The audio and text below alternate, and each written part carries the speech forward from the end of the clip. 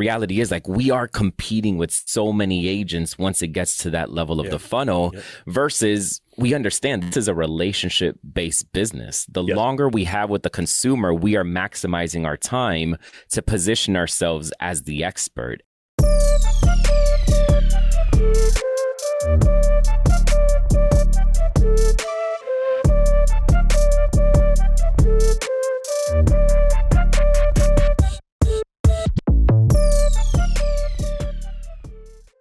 Good morning.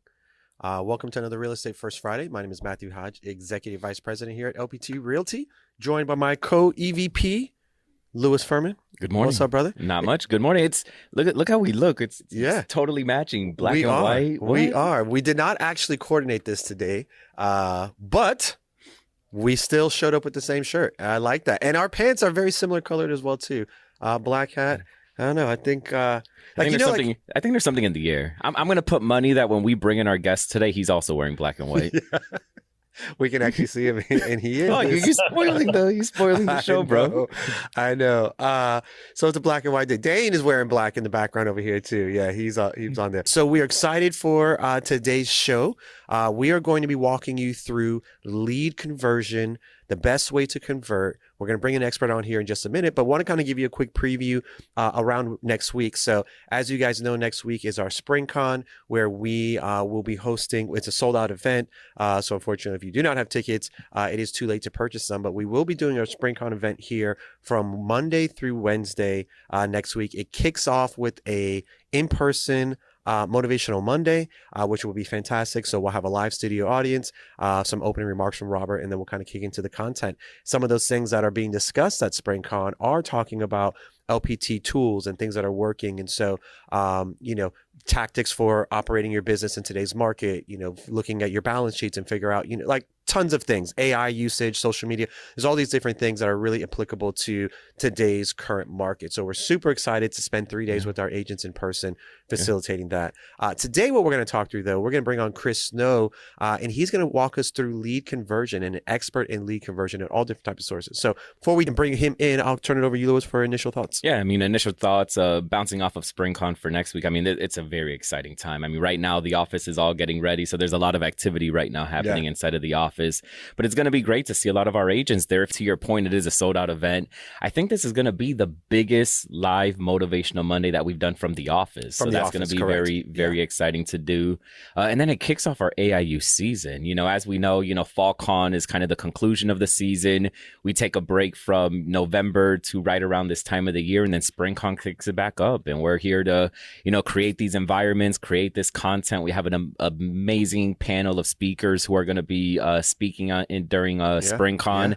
And, we're excited to kick off this AIU season. As we know, last year, Training Magazine ranked us as the #1 training brokerage in the nation. And it's it's due to this commitment, and pouring into each and every one of you guys. So we're excited to see a lot of you next week. All right. Fantastic. All right. We're going to go ahead and bring in Chris Snow.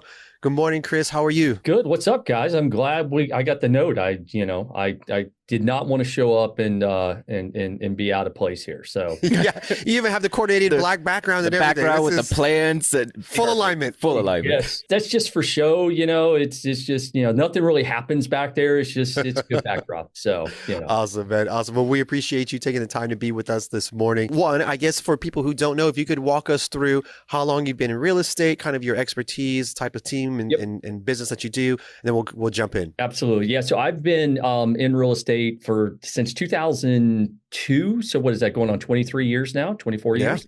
I got my mortgage broker's license first, figured out very quickly, you know what, I like the real estate side better than I like the mortgage side. And got my license in 2004 and been selling ever since.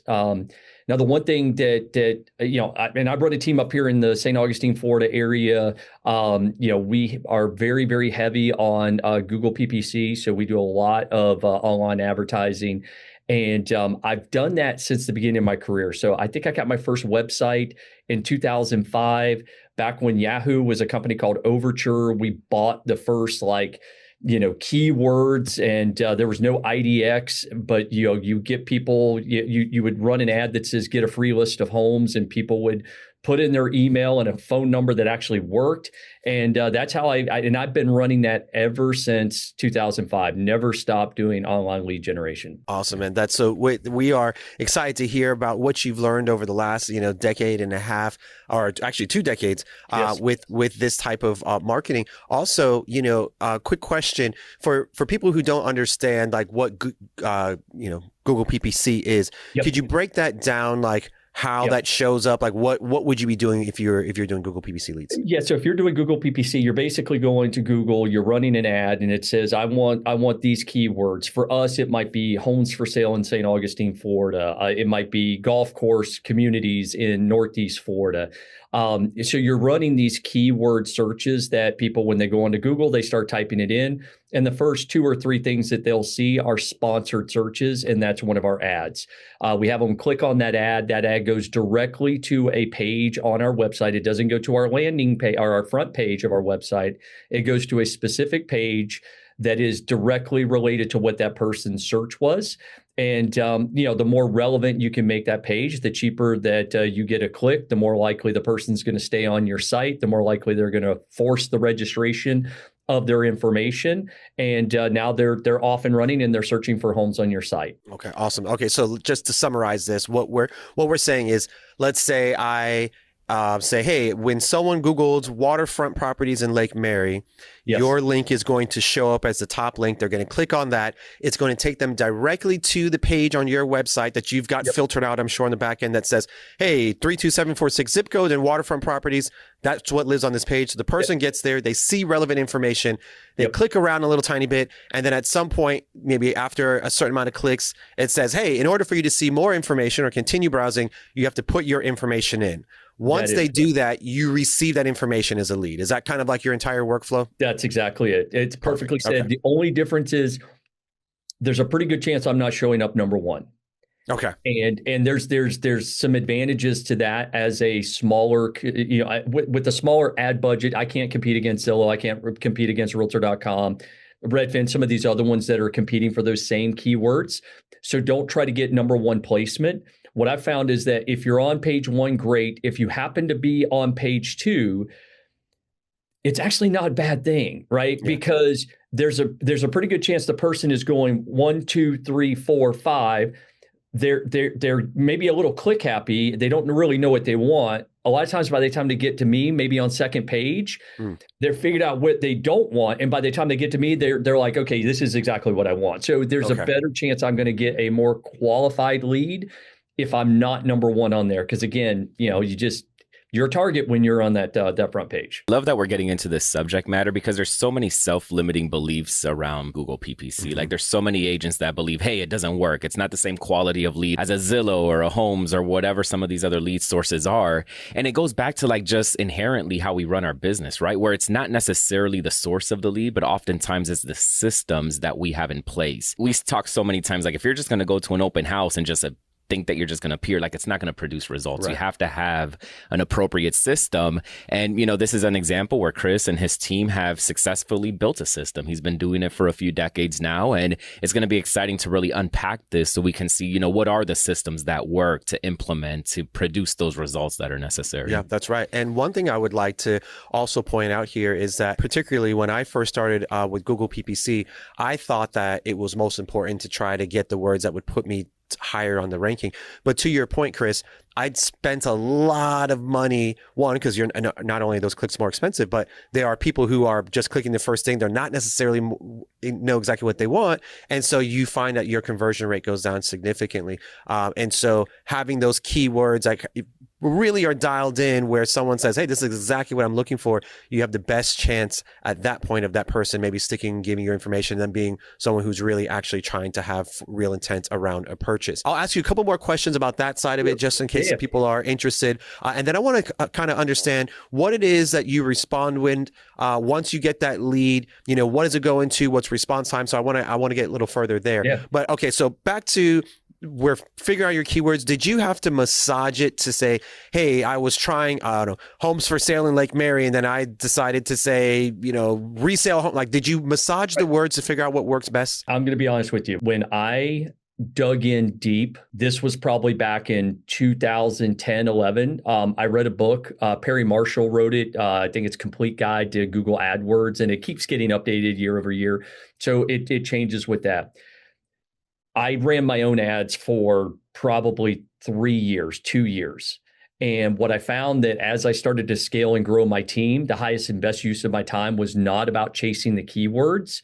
So we ended up outsourcing and hiring a company to do that for us. So that's where we're at now. I've had the same company running my PPC ads for about 5 years now, 6 years now. So what our iterations are now look a little bit different than when I first started. But yes, you're absolutely right. Google has like a keywords indicator that you could do. You could run different searches and analytics to figure out how much traffic is there.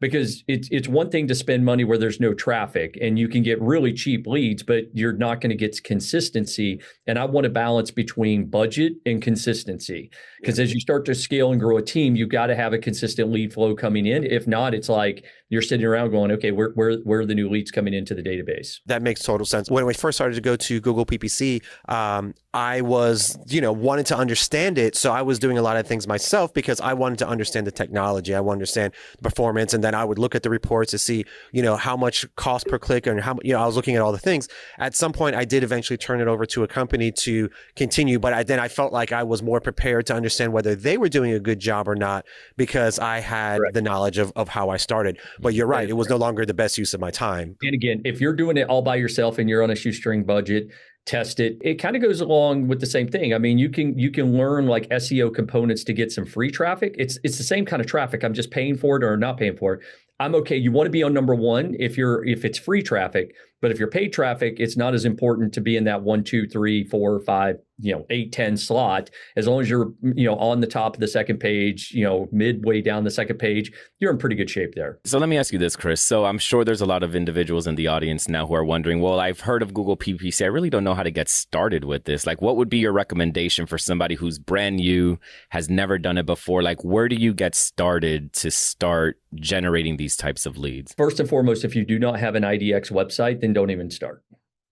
No. You've got to have a good lead converting IDX website set up, and you have to have your searches already pre-set up for them. So go ahead and, most CRMs or in most websites on the back end, you have the ability to start to create these searches around the types of ads that you're going to be running. If you're running the ads and you're just forcing them right to your webpage and making the consumer work to find what they're looking for, you're going to have a difficult time converting.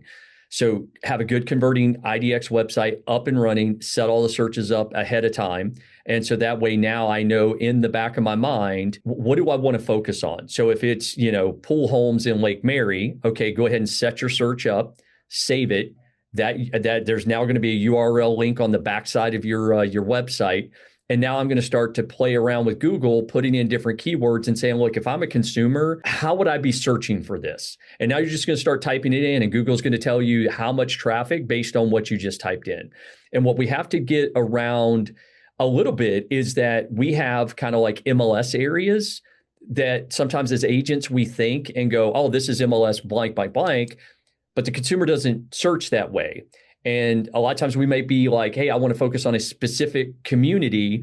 Well, there may not be enough traffic to actually go to that community. You may have to go, okay, the people coming to my area, they don't know that neighborhood yet. I introduce them to that neighborhood once they come to me and they go, oh, I want to buy in Orlando. Oh, well, what part of Orlando, right? And then now all of a sudden you're hyper-focusing. So you gotta widen it out at first to capture the lead, and then you can go and funnel down deeper. Now, the more specific you get, the cheaper it gets, but again, the less traffic you're going to get as a result of it. Because again, the average consumer may not know a particular neighborhood or what your MLS calls a neighborhood. They know more like the general area. Once you get those set up, then just go, if you don't have a Google account, go to Google, register, get a Google Ads account, and then they can walk you through. There's all kinds of videos out there, but Perry Marshall does a good job in that book to really explain, how to get a Google account set up and really how to start to optimize and set up your budget. That's perfect. And guys, I'm telling you, it's actually much more simple than you would believe. I mean, really what he's saying is, hey, I've got a website that's hooked up to the IDX, means it has houses on it. And so I'm going to create a filter. I'm going to maybe say, I'm going to go by zip code, and I'm going to do maybe a price range or a house type or on whatever. You're going to set that. You're just going to save that page. Once it saves that page, it creates a URL. You're just going to copy and paste that, and that's what you're going to point the ad to. So it's actually pretty simple. Yep. If you're not familiar with it, maybe it sounds like it's going to be complex. It's really not. It's really just as simple as that. And just to give you some additional tidbits, things that worked for us really, really well is because we started off with house criterias, house types, pool homes in certain areas or neighborhoods if they were large enough, or views like, hey, conservation view or golf front or whatever. But then we ended up finding out some additional things like, hey, top schools in the area, and so in Seminole County. And so what we would do is we would go on our website, we would create a page that was all the information about the top schools in Seminole County, and then we would layer in houses inside of there. So while they were searching for the information that they were looking for, because we know genuinely that's a higher intent person who's searching for a school, they may also have a real estate need, then we would layer in the houses, and we would see the decent amount of conversion there as well too. So there's all kind of ways that you can say, hey, when someone's searching for a home, when they're going to do a real estate transaction, what type of stuff are they looking for? Are they looking for schools? Are they looking for hospitals? Are they looking, whatever it is that you feel that could be, it's a great way to do it. Okay. So Chris, another thing. So once you get this person, I saw one person in the chat, Cindy asked, how many clicks before you ask them to register? But once you answer that, what does that interaction look like with the consumer who is now, been like, hey, I was curious in this house, this thing forced my registration. I wasn't even sure if someone was going to reach out to me. What does that interaction look like? Absolutely. And the one thing that you got to keep in mind, it's the mindset of what a PPC lead is. It is someone who we call it intention-based marketing versus interruption marketing. If you're doing Facebook ads, that's interruption marketing. You're scrolling through your Facebook feed, you see a pretty house, you click on it. You may have no intention of ever buying a house. You just want to see the photos. With Google, what I love about that is it's intention-based. So they are very specific. They are searching for a home in a certain area. They got on my website, and now the initial call is going to come out. The goal is to reach them as fast as they possibly can. Because the reality is they're going to be on 5 to 7 different websites if I don't stop them from clicking. So when that lead comes in within 5 minutes, we're wanting that call to go out to that person to do 2 things. One, to stop them from clicking somewhere else. The second thing we're wanting to do is we're wanting to, while they are actually on our website, they're thinking about real estate. So we have the highest chance of them actually picking up the phone and having a real estate conversation. If I wait 20, 30 minutes, 45 minutes, an hour, something else is going on. They may no longer be online. They're doing something else. They're taking the kids. They're picking up, whatever. They're at the grocery store. They're no longer thinking real estate. So they're a higher likelihood that if they do answer the phone, they're busy doing something else. So that first 5 minutes is critical. And then for us, it's we're identifying ourselves right away. Now, that being said, our technique is refined over 20 years of failing, right? And so for us, the first thing is going to be hi, and then it's going to be their name. And I'm going to say it just like I know who they are. So if Lewis had filled something out on the website, I'm going to say, hey, Lewis, right? Now, all of a sudden, if I come on and I say, can I speak to Luis Fermin, please?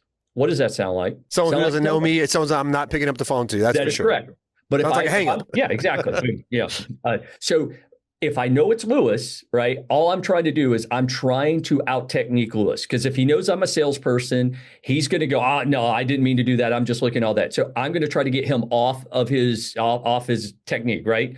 So I'm gonna. It's a pattern interrupt, right? So, hey, Lewis, and Lewis says, hello, yes, and now all of a sudden he's a little like off balance, right? He doesn't know what this is all about. Here's this person. I don't know the phone number. I don't recognize their voice, and they're talking like I know them, right?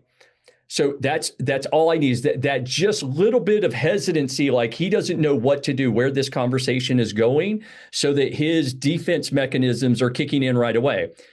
So now, as soon as he goes, yes, now I'm saying, hey, Lewis, it's Chris with the Florida Coastal team, a real estate team here. And I say whatever area they were looking on my website, it might be Jacksonville, it may be Ponte Vedra, it may be St. Augustine. It's any market area. I'm just looking on this. I'm looking to see where did you register, what property.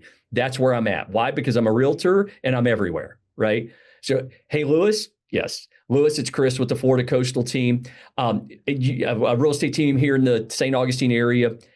The next thing I'm doing right here now is I am going to try to take down his sales skepticism, because if I don't, I'm going to have friction the whole conversation. Hey, Luis, I know you're probably not doing anything for a long time.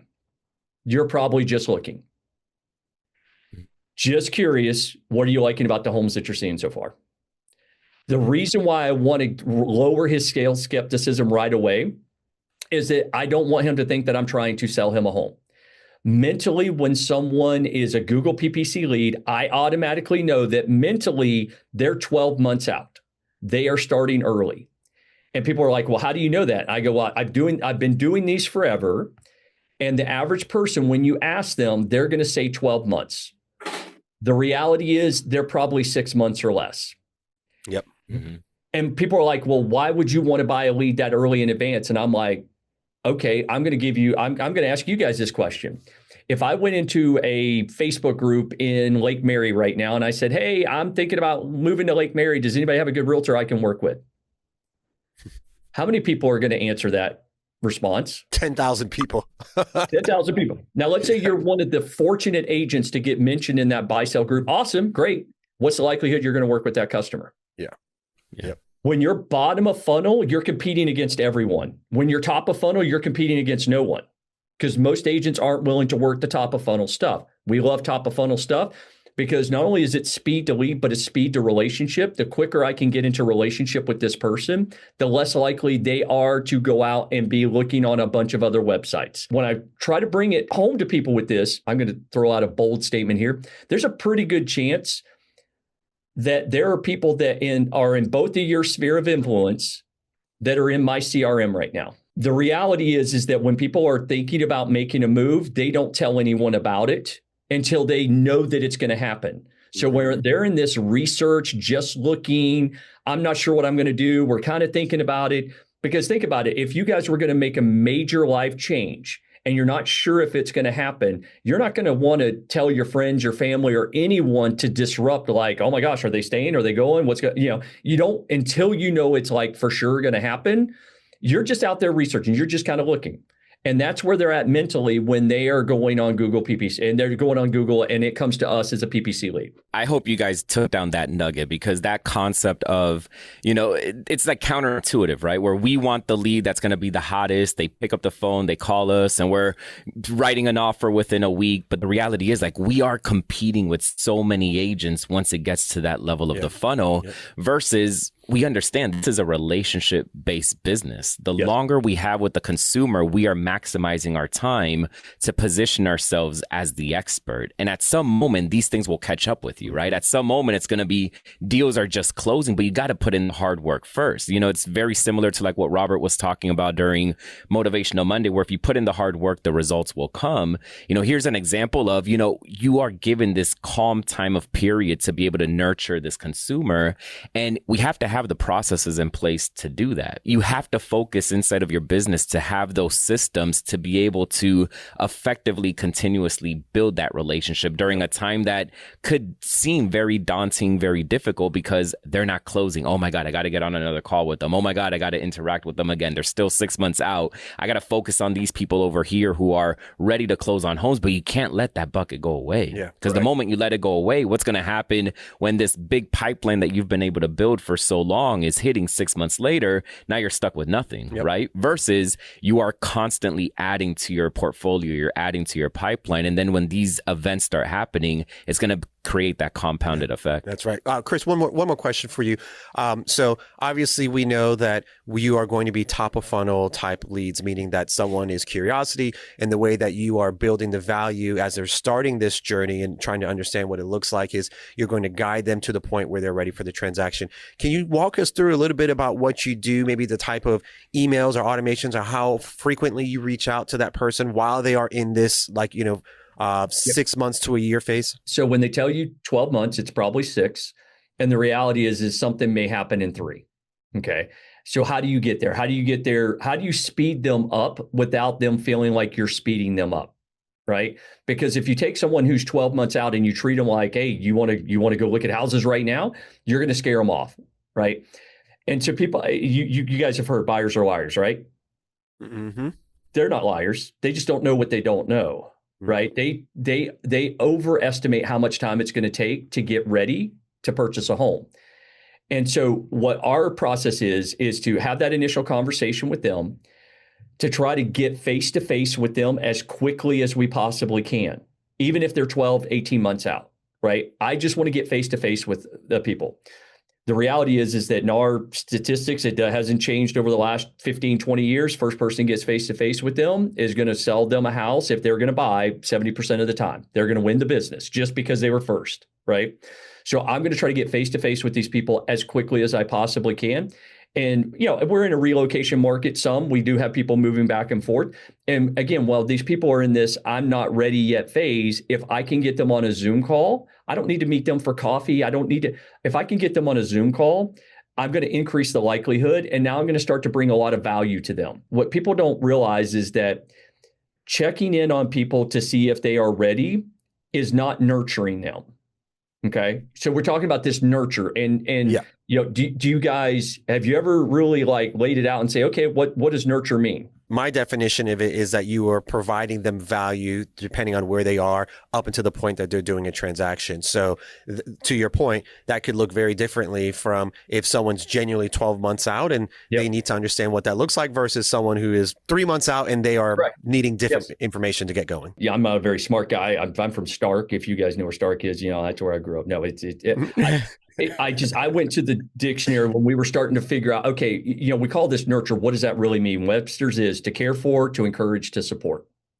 Okay. So if I say I'm nurturing a lead, if I'm going to send an email, send a text, make a phone call, I've got to ask myself, am I caring for them? Am I encouraging them? Or am I supporting them? If I'm not doing any of those three, I'm not nurturing them. I'm annoying them. Okay. You guys have little kids? Yeah. Ever go on a long trip? Yes. Okay. What's the first question out of their mouth? You get 2 minutes out of the driveway. What do they say? Either got to use the bathroom or you're hungry. Or are you there yet? Are we there yet? Yeah. How long is this going to take? Can I go on my iPad? 30 minutes later, are we there yet? 45 minutes after that, are we there yet? Right? It gets annoying. The first time it's, you can answer it. The third, fourth, fifth time, it's now annoying, right? If you think about, if I am nurturing a customer and I'm picking up the phone and I'm following up with them, they're 12 months out, I'm 3 months into this nurture cycle. Hey, Louis. Hey, Matt, just checking in. Are you guys any closer to buying? If everything is about the transaction and buying and selling, you're not nurturing this person, you're annoying them. So we have call, text, email, right? So it doesn't matter. We're just going to be on a rotation of those because we don't know which one they're going to interact with more. And the rule of thumb is this: I'm going to give. I'm never going to ask for anything in return. So I'm going to send an email. I'm not looking for a response. Oh, well, I'm going to ask for a response, but I don't need a response to say this person's not, if they don't respond back to me, I'm like, oh, that's a bad lead. They're not responding back to me. No, they're just not ready. Right. So I'm just going to keep giving. So what we did is we identified, we call it our 14 plus touches of value. The average consumer is not going to transact with someone who has not made at least 14 items of value into a relationship. So we just put a whole bunch of things down. I think we have like 20 something things. It says these are things that are of value of someone who might be making a move. Some of them are property specific. Some of them are neighborhood specific, but other ones are like, list of dog parks near the best neighborhood where they want to be, right? So it's this constant thing of I'm gonna give this person something of value that helps move the needle forward. And now all I'm going to do is follow up with them. So whether it was a text or was an email, the follow up now becomes easy. If I send you an email on Monday of the best Chinese restaurants in Lake Mary, and now I'm giving you a follow-up call. And you're like, hey, Louis, man, just wanted to make sure. Did you get the email that I sent earlier this week? Oh, yeah, I did. Hey, what'd you think about that? I'm just asking him his opinion, right? And so it's this constant thing of dripping things of value. I'm not a big fan of, canned drip campaigns that come from a CRM or come from a website because they're not authentic. I mean, it's inauthentic, right? Yeah. Our thing is call, text, email. If they are a hot lead, what we would consider anyone who's going to transact within the next 60 to 90 days, or someone who says, well, I'm probably 12 months out, but if the right house came up, I would buy it right now. Okay, they're a hot lead, right? Yep. Mm-hmm. So Our cadence with them is we need to be communicating with them minimum once a week. If they tell us they're inside, 90 days to 6 months, it's twice a month. And this is like phone call or text, right? One of those two. We have a weekly email that goes out, and then we have property alerts that are going out. So there should be something touching them with our brand almost every single day of the week. And then now we're supplementing that additional stuff with, the phone call, the text message. And I would say this, if you're sending an email or you're sending a text message and you're not ending it with a question, you're missing the opportunity to continue the conversation. The methodology is, it's pretty systematic, and be okay. And here's, to me, what is the most valuable thing that we can do for someone. And we take someone who's a 12-month buyer mentally, and then we move them to what we know is probably a 6-month. If we don't do much, they're going to self-discover that it's going to be 6 months. And I want to be that person that has been bringing them value all along the way. And I've got a chance of speeding up their process without making them feel like I'm speeding up their process. I get face-to-face, I'm on a Zoom with them. And what I'm going to do is when I book a Zoom call, my Zoom call is going to be like this. Hey, Luis, I know you're 18 months out. What's going to bring you the most value right now is for us to jump on a quick Zoom call.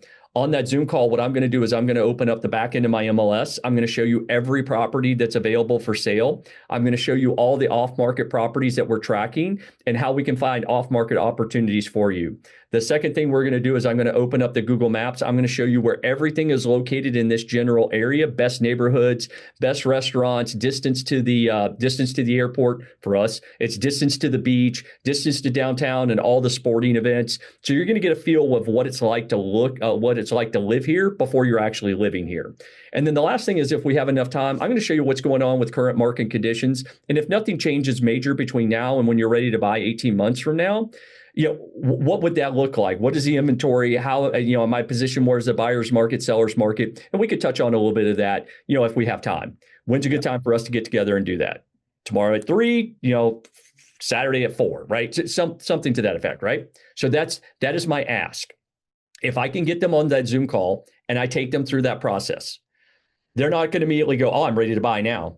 But I've answered most of what they're going to be researching or what they think they're going to research over the next, 12 months, 18 months, whatever that happens to be. So now what ends up happening is we have that Zoom call. At the very end, I'm going to ask them the question, hey, Luis, was this helpful? And will they not only say, yes, this is helpful, but they say, this is the most helpful thing that anyone has ever done for me. I have never had someone take the time to explain what this looks like. Yep. They're not going to get that from a Zillow agent. They're not going to get that from someone, they're not going to find that online. And the psychology of it, there's some things that we do during that Zoom meeting that really trigger, and without asking them to be their agent, we just become their agent. But what ends up happening is we do that. They say, yes, this is the most impactful thing anyone's ever done. Awesome. You're still 18 months out. What I'm going to do is I'll give you a quick follow-up call, make sure that you're getting the listings and stuff like that. Now, 2 weeks goes by. I'm following up. Hey, Luis, just making sure. Did you get the alerts that I sent out this past week? Yes. Do we need to make any changes to that? Nope. Still 18 months out. You're still there? Yep, absolutely. Now I'm just doing my normal follow-up, and it might be 30, 45 days later. I send out a property alert. I don't send it out. The system sends it out, sends out a property alert. And Luis replies back to him. He's like, hey, man, can we go see this house? I haven't said, hey, man, you probably want to move that time frame up because, prices are only going up and interest rates may go up. And I don't do the fear selling. I just give them value. And then Luis goes, hey, yeah, can we go see this house? I'm like, sure. Curious though, man. You told me you're 18 months. Yeah, I'm more than happy to show you the house. He goes, well, it just kind of checks all the boxes, and I think we're actually ready now. One, I like. There's so much here that is so valuable. One, in terms of how to get started, what it would look like, the type of conversations, and then once you are having that conversation with the consumer, what it's like. Because not only is it a Google PPC lead that ultimately these principles apply to, it's really anybody who you're dealing with really is going through the same mental gymnastics.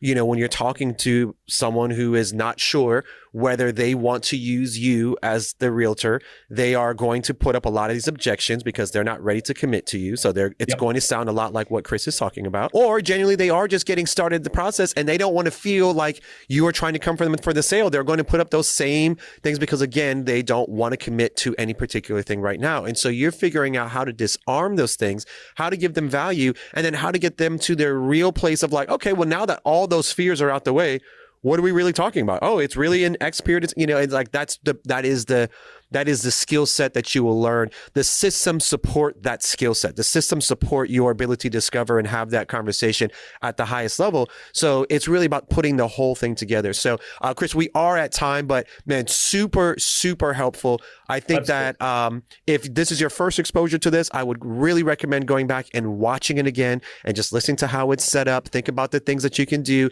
If you set something up for golf front communities and someone registers, think about what your email campaign would be for that. Is it talking about golfing events that are coming up in the near future? Like, what keeps you in front of those people and engaged that starts to disarm them and puts information in them in a way that makes sense for them to continue? No, I know we're at time, but Chris, one more question for you. I saw some of these questions in the chat. What is a new agent, low budget? What type of budget is needed for these Google PPCs? The first budget that I had was I think it was $250 to $500. And I ran a $500 budget for a long time. Average, when you're first starting, you're probably going to pay anywhere from $10 to $15 per lead. And so you've got to have a budget that you're willing to do this. I would say commit to it for 12 months. Same thing Robert says, whether it's direct mail or anything else, commit to it for 12 months and be consistent. Now, if you're going to generate the lead and you're not going to call the lead, then you're missing the point. Don't spend your money. If you're gonna generate the lead and you're gonna call it once, don't do it. If you're gonna generate the lead and you're gonna say, look, I am going to be consistent and I'm going to be prospecting. I'm going to call this lead 3 to 4 times a day, every single day, for at least the first 2 weeks. If you can't commit to that, you're wasting your money. It really is a volume of attempts game, and you just got to have enough attempts to have that conversation. Lucy, you had talked about that on a previous Real Estate First Friday, saying that like, hey, if you go out there and you purchase these lead sources, but then you don't work them fully, now one, is it going to hurt you financially? 2, it's wasting your time. And then 3, you start to think that it's not working and it's really not that. It starts to mask what the real skill is to get it done. So thank you, Chris, for your transparency. We very much appreciate it. We hope to see you this Monday where you're going to be here in person. We will see you. If not, we will catch you virtually on Motivational Monday live from the studio with founder Robert Palmer, CEO of LPT Realty. And of course, little old me, Matt Hodge, who is just the guy who likes to ask a lot of questions and hear smart people talk. So have a blessed and prosperous weekend. We'll see you soon.